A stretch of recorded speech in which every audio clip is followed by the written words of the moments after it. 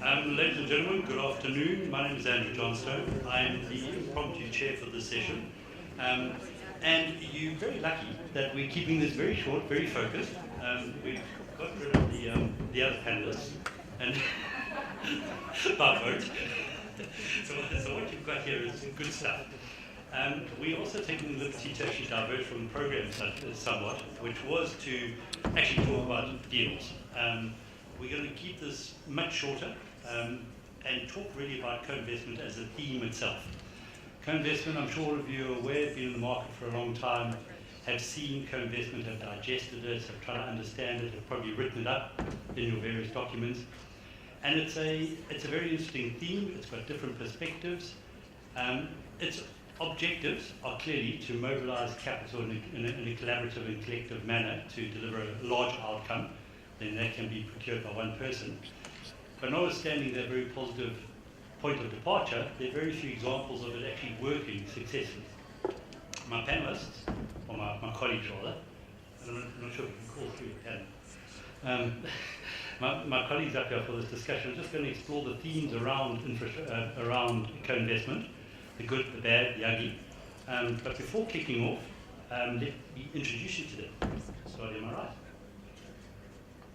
So my name is Patience Ball, and I'm the managing partner and CEO of Mara Adventure Investments, which is one of the group verticals at Mara Group. My specific experience with infrastructure is actually quite dated. I used to be at IFC, where I did project finance in power department, but I'm coming to this table to maybe have a conversation around a more expanded definition of infrastructure. And hopefully we get to touch a little bit on real estate as well. Fantastic. So my name is Alain Bobisse. I am with the International Finance Corporation. I'm the global head for our project development business, which is operating under the name IFC Infra Ventures. So our job is to develop infrastructure PPPs globally with a strong focus on Sub-Saharan Africa. Brilliant, thank you. So my background, ladies and gentlemen, is from a GP perspective. I'm a fund manager. Well, I was a fund manager. So in the context of co-investment, co-investment is a coming together of more than one party, two or multiple, who have an expectation. Usually there's a GP and usually there's an LP, and they're trying to mobilize capital. The perspectives we're going to share come from both sides. So on my right, Elaine, from the IFC perspective, is probably more the LP orientation. Patience is probably more the GP, and I'm also the GP. So let me just put out a couple of themes that are around there. Co-investment is a tough thing. And it's tough for a number of reasons. And that's probably why one of the reasons it doesn't work very well. Is for a LP, they do want co-investment because it affords them the opportunity to access deals which ordinarily they wouldn't have access to. And they're seeking to leverage off the momentum and the upstream work that's done by other parties. And that's all very legitimate. Similarly legitimate is that the LP typically pays fees for a platform that he may invest in the form of a GP. One of the things that is quite a contentious point is whether LP should actually pay fees to the GP for co-investment opportunities. Alain, what do you think? Well, look, I think it really depends. In the context of Sub-Saharan Africa, one of the challenges that one sees today is that, frankly, there are not many readily available investment opportunities in the infrastructure space. So it's really difficult to have a good project that would be offered to partners, to co-investors, quote unquote, for free. So there has to be a huge value that one should see in bringing a co-investor. It could be in the form of fees, or it could be in the form of some other type of value that the co-investor will actually bring to the table. So if you have an LP which brings a lot of value, you may not charge a fee, but if you have just an LP that is only bringing money, I think it's appropriate to think about charging a fee for offering that pool of a good project that the LP will be investing in. Have you Patience? What do you reckon? One thing that I wanted to maybe take a moment to push back a little bit on is that is a view that co-investment doesn't work. I think that co-investment among a club of entities that know each other well and know each other's terms and preferred way of working actually works well. Co-investment, when you don't take the time to cultivate relationships and understand each other, and as Alain said, be able to actually have a quid pro quo that may not be fees, but maybe I show you a deal today and you show me a deal tomorrow, actually works.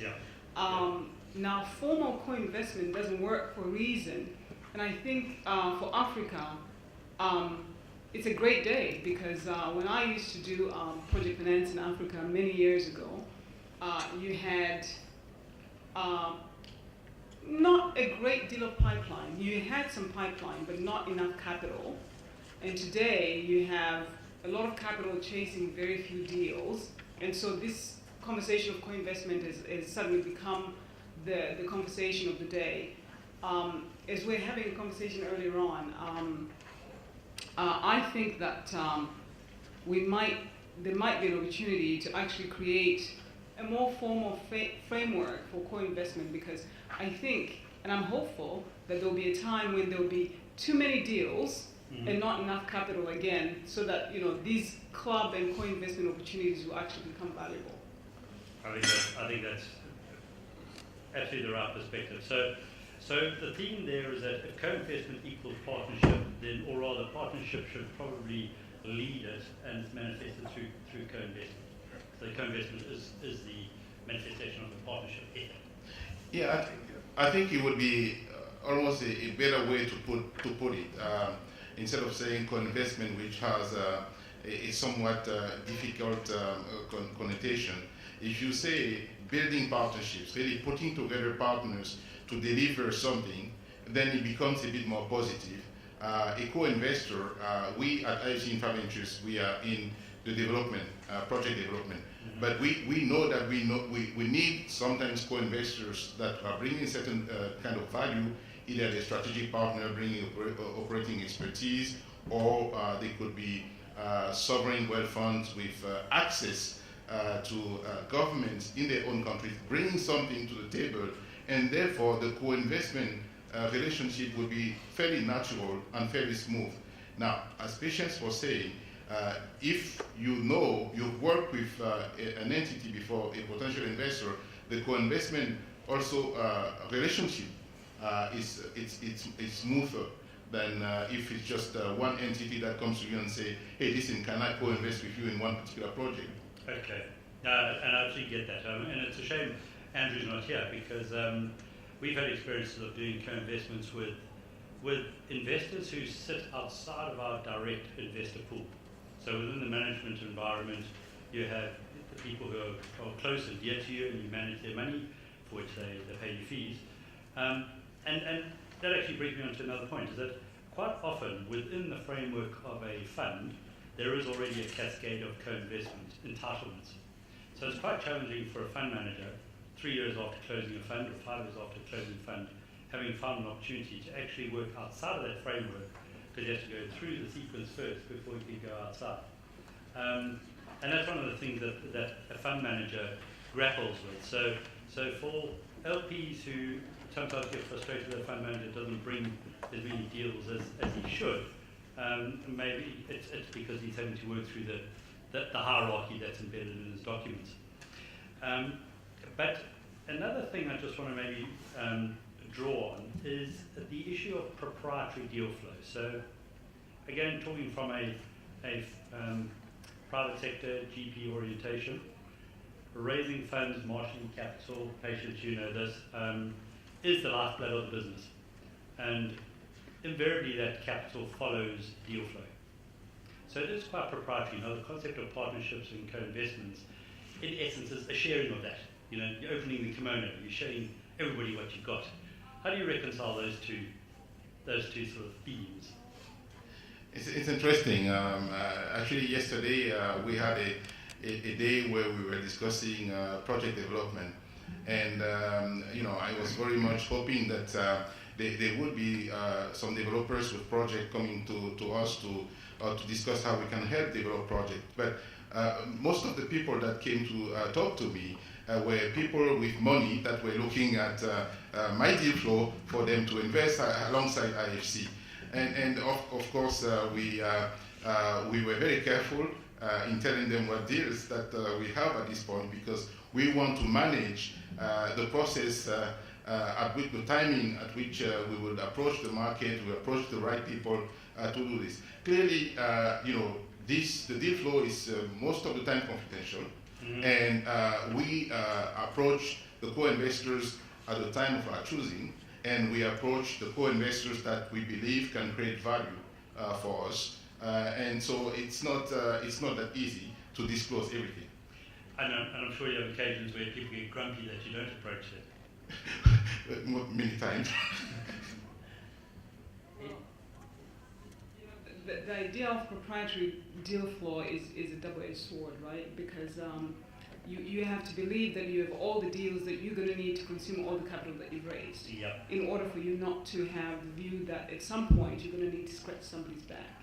And I think the point that Alain just made, that as an entity that sees deals at early stage, and actually as Alain actually does in his day-to-day life, which is actually develop transactions or work with developers to fund project development, we don't necessarily see too many people wanting to co-invest at that stage. And I think that may be at the venture stage. I think we had a colleague, the lady sitting in the corner earlier on, I think it's the NEF, the entity here in South Africa, that actually does the venture capital piece of project finance, of infrastructure investing. And very few entities are clamoring to be co-investors at that level, because the long tail of those types of investments. But if we all had the long-term view, and we were able to figure out a way of leveraging the type of capital that these types of organizations bring to the table, where they take maybe a slice of the equity piece or the junior tranche of the risky piece, and then we leverage on top of that, and maybe have a view that the funds that folks like you and I run can actually be the take-up capital for some of those early investors. I think you might actually see a greater deal flow. I think the gentleman Bertrand on the panel beforehand, before this one, from the World Bank, talked about a capital gap or an infrastructure gap of $93 trillion. No, $93 billion, sorry. $93 billion in Africa, and $1 trillion the world over. Now, I don't know that there's anybody out there who can tell me that there's actually $93 billion chasing deals today, and that's an annual gap. I think the problem is there's $93 billion chasing transactions downstream and not enough upstream. And so we have to, in my view, the conversation should really be, what are the co-investment opportunities and the co-investment structures that could allow us to have greater co-investments at the VC level of infrastructure, and not just the latter part of infrastructure.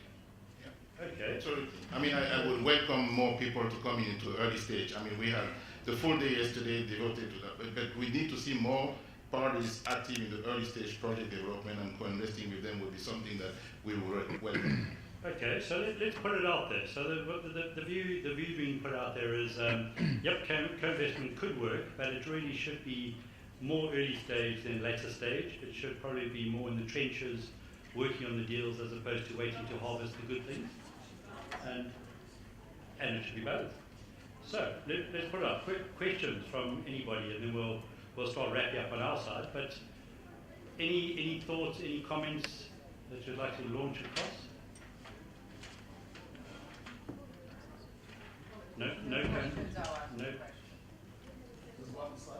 One question here. You guys.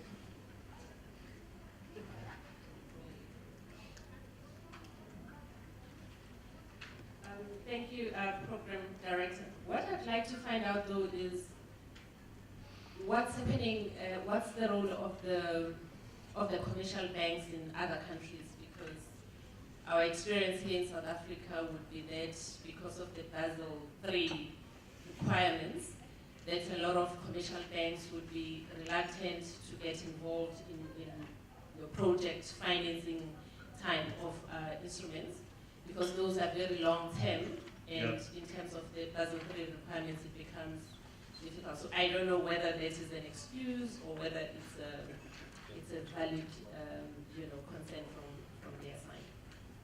Okay, let's take one more question and we'll respond to both. The gentleman on the right.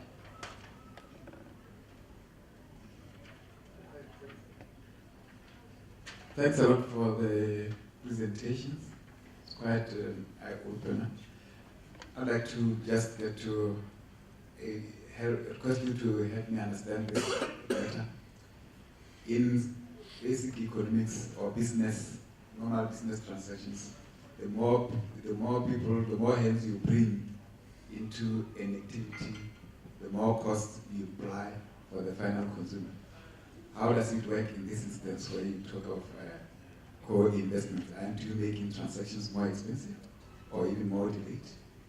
What are the pros and cons of this setup? All right.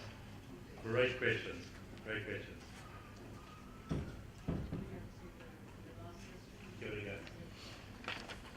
So this is it's actually a really good question, and I think that's where the idea of co-investment as a partnership and not a formal transaction is really important, because if you have a partnership, you have a sense of the types of requirements that your partner is going to have. And if your partner has trust in you, that if you've structured a transaction and done the due diligence on that transaction, they're willing to accept the work that you've done. So you don't actually have a layering of work, but you have an efficiency of process and efficiency of bringing partners on.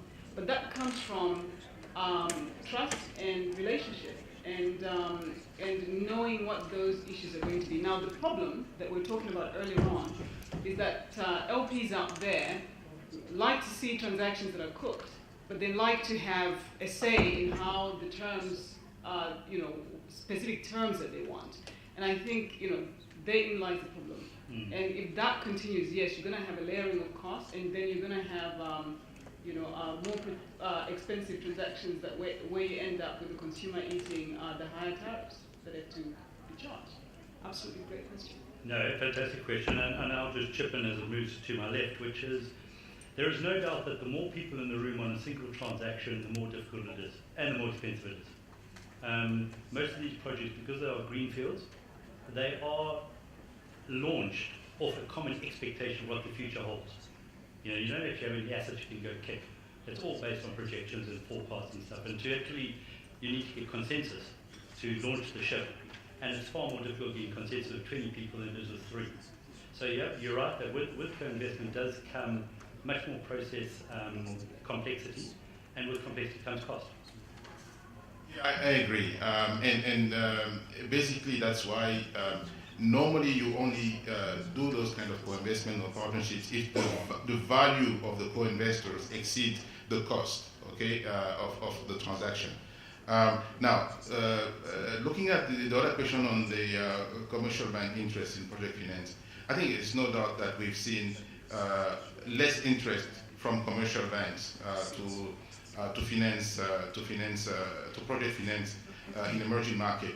There is still a number of banks which are active, and also the relationship banks that will follow some of their sponsors to finance their project.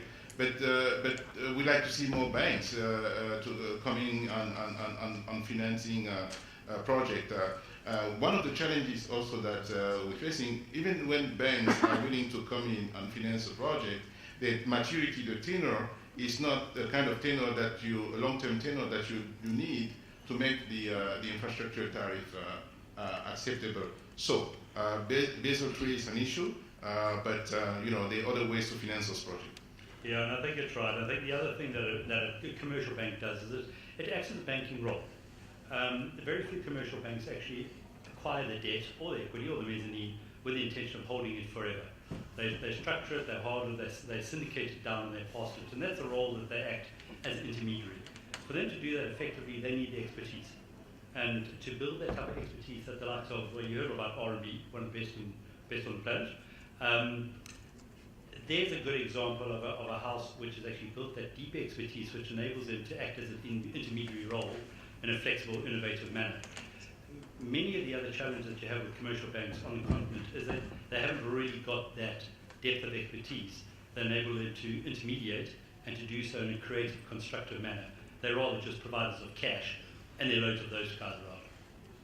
And I would say that I think the panel that we just had on capital markets, I think infrastructure is the last to innovate around innovative financing structures. I think you can have you can look at co-investment on a deal-by-deal basis, or you can look at co-investment in the form of vehicles that can be listed vehicles, as yield cores and all kinds of other now interesting type ventures. And I think in many ways maybe that's where infrastructure should land, because you have